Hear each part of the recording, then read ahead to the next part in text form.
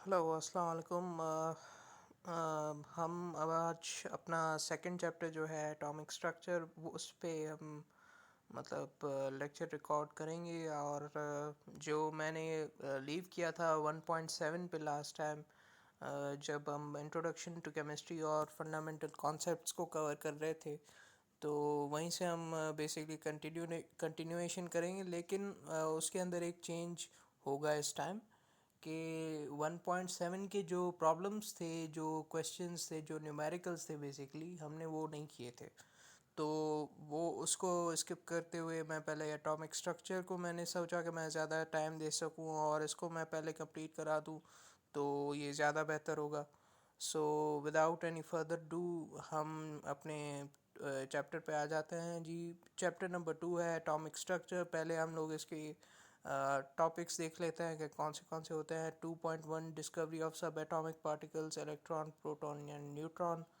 2.2 theories and experiments related to atomic structure. 2.3 होता है हमारे पास modern theories of atomic structure. 2.4 है हमारे पास electronic configuration. 2.5 है isotopes and their common application. So basically हमारे पास ये जो पूरा कोर्स आउटलाइन है आपके पास एटॉमिक स्ट्रक्चर का, ये वही है जो बेसिक्स हमारे पास होते थे जब आपने अगर पुरानी टेक्स्ट बुक देखी हो कभी केमिस्ट्री की। तो हमारे पास ऑलमोस्ट वही चीज़ें हैं, बस कुछ इसके अंदर मॉडिफिकेशंस की गई हैं जो कि हमारे पास नया एडिशन है अभी जो करंटली पढ़ रहे हैं लोग नाइन्थ मेट्रिक के अंदर। तो उसके अंदर कुछ ये मॉडिफिकेशंस थे, उसी मॉडिफिकेशंस को नज़र में रखते हुए मैं आपको ये लेक्चर जो हूँ डिलीवर करूँगा। सो इनके लर्निंग आउटकम्स जो हैं यही है कि आपके पास वही discovery of electron, proton, neutron, atomic number आप इसके अंदर, और रदरफोर्ड जो कि एटॉमिक थ्योरी जिन्होंने बनाई थी, और इसके बाद बॉर्स एटॉमिक मॉडल है। उसके बाद modern theories of atomic structure है, डी ब्रॉगलीज हाइपोथेसिस है, श्रोडिंजर्स एटॉमिक मॉडल है। इसके बाद है the presence of sub shells in a shell. So basically एक शेल के अंदर जो सब शेल्स हैं वो उसके बारे में भी बात करेंगे हम इसके अंदर ही, और distinguish between shells and sub shells. इसके बाद है हमारे पास electronic configuration of first 18 elements in the periodic table, define and compare isotopes of an atom, discuss the properties of isotopes of H, C, Cl and U, hydrogen, carbon, chlorine and uranium. सबसे पहले introduction पे आते हुए हम start करते हैं। The word atom is derived from Greek word Atmos, means indivisible. ठीक है, जो ग्रीक वर्ड है एटमॉस, उससे इस वर्ड एटम की जो है मतलब दरियाफ्त हुई है। इसी के चलते हुए बाद में ये एटम का कॉन्सेप्ट आया है, और जिसका मतलब होता है इनडिविजिबल, मतलब ये फर्दर डिवाइड नहीं हो सकता। which was first described by Greek philosopher Democritus। मतलब डेमोक्रेटस जो थे वो पहले ग्रीक फिलोसफर थे जिन्होंने एटमॉस को मतलब डिफाइन किया, एक्सप्लेन किया, डेमोन्स्ट्रेट किया कि एटमॉस का मतलब क्या होता है। उसका मतलब यही होता है इंडिविजिबल, यानी वो डिवाइड नहीं हो सकता। Democritus believed that all matter consists of very small indivisible particles which are known as atoms। ठीक है, वो जो उनका ये मानना था कि जो मैटर है वो स्मॉल इंडिविजिबल पार्टिकल्स, यानी जो कि डिवाइड ही नहीं हो सकते, जो कि हमारा पूरा जो मैटर को क्या कहते हैं, मतलब उर्दू के अंदर उसको हम मादा कह सकते हैं, या उसके लिए मुझे एक सेकंड में वर्ड बेसिकली उसको मैटर को जो है उर्दू में उसको हम मादा ही कह सकते हैं। उसको कंसिडर यही किया जाता है क्योंकि उसके अंदर मास होता है और वॉल्यूम होता है जो कि वो ऑक्यूपाई कर रहा होता है। सो उसको हम मैटर कंसिडर करते हैं। We will discuss these all discoveries. ठीक है, एंड उससे पहले सॉरी मैं बीच में मैं कुछ स्किप कर गया था।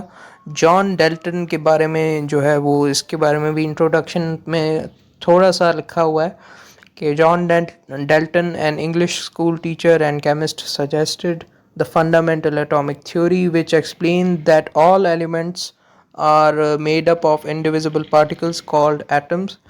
Dalton assumed that no particle smaller than an atom exists. सही है. सो इसके अंदर थोड़ी सी स्पेलिंग एरर्स हैं.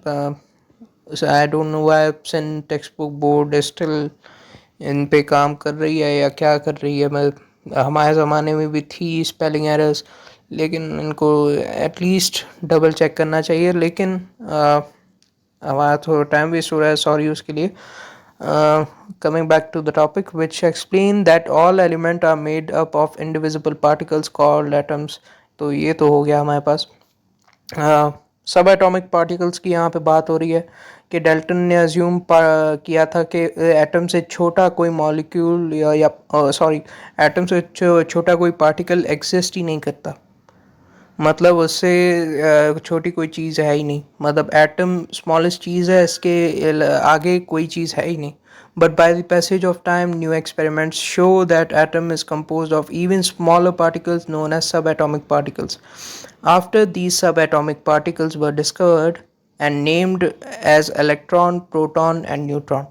जब इनकी डिस्कवरी हुई, जब इनकी दरियाफ्त हुई इन सब एटॉमिक पार्टिकल्स को, मतलब डाल्टन ने ये जो है मुशाहिदा किया कि हम जो है मतलब एटम से भी कुछ चीज़ें छोटी होती हैं, उनको सब एटॉमिक पार्टिकल्स कहा जाता है. और जो प्रोटॉन, न्यूट्रॉन, इलेक्ट्रॉन है वो उसकी सब टाइप्स हैं. We will discuss these all discoveries in this chapter. 2.1 discovery of sub atomic particles of an atom. इसी के अंदर हम यही डिस्कस करेंगे कि इलेक्ट्रॉन, प्रोटॉन और न्यूट्रॉन जो है उनकी डिस्कवरी क्या चीज़ थी और इसकी वजह से क्या क्या चेंजेस आए with in the world of chemistry. और बाद में एटम्स को जो है वो कैसे एक नए नज़रिए से देखा जाना शुरू हुआ और एक बेसिकली एक मॉडर्न एरा शुरू हो गया. एक तो हमारे पास डेमोक्रेटस का एरा था जब बीसीज में जब सेंचुरीज होती थी बिफोर क्राइस्ट बेसिकली. तो उस टाइम पे एक टाइम था कि वो उसको अज्यूम किया जाता था कि ये एटम्स जो है आगे डिवाइड नहीं हो सकते. उस वक्त टेक्नोलॉजी भी थोड़ी सी प्रीवियस थी, मतलब वो इतनी एडवांस नहीं थी. सो लोग उसको मान भी लेते थे. लेकिन जैसे जैसे रिसर्च बढ़ती गई तो लोगों ने मॉडर्निज्म की तरफ आना शुरू हो गया. लेकिन ब्लो नहीं करूँगा आउट ऑफ द कॉन्टेक्स्ट. हम अपने टॉपिक पे वापस आएंगे. Dalton's atomic theory explains the chemical nature of matter and existence of indivisible atoms. ठीक है. डाल्टन की जो एटॉमिक थ्योरी है वो केमिकल नेचर ऑफ मैटर को समझाती है और वो ये भी इस चीज़ में भी मतलब एग्री करती है कि इंडिविजिबल पार्टिकल्स की जो है वो मौजूदगी है, वो एग्जिस्ट करते हैं. But at the end of 19th century subatomic particles were discovered by different scientists.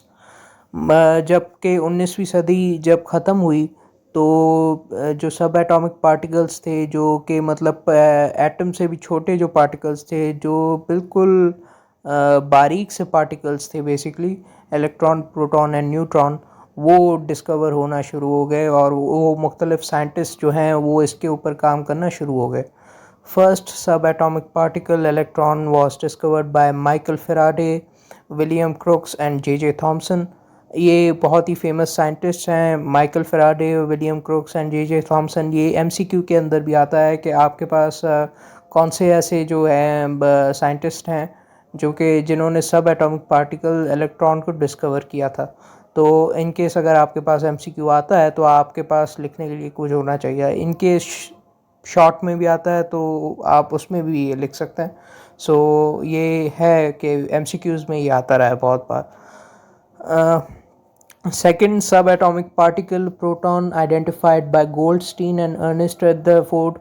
और जो दूसरा सब एटॉमिक पार्टिकल था प्रोटॉन जिस पे पॉजिटिव चार्ज था, गोल्डस्टीन एक्सपेरिमेंट आप पढ़ेंगे, अर्नेस्ट रदरफोर्ड जो है रदरफोर्ड मतलब एटॉमिक थ्योरी. एंड ये जब आप थ्योरीज़ को पढ़ेंगे तब आपको पता चलेगा कि जो सब एटॉमिक पार्टिकल्स थे वो ओवरनाइट डिस्कवर नहीं हुए थे, वो एक रात में डिस्कवर नहीं हुए थे, उनको बहुत ही टाइम लगा था. और इसी के चलते हुए गोल्डस्टीन और अर्नेस्ट रदरफोर्ड ने भी प्रोटॉन को डिस्कवर किया. वाइल थर्ड सब atomic particle neutron revealed bye Chadwick. Chadwick ने न्यूट्रॉन को डिस्कवर किया जो कि न्यूट्रल चार्ज था, जिसके ऊपर मतलब प्लस माइनस दोनों की मौजूदगी थी, तो उसको न्यूट्रली कंसिडर किया जाता था।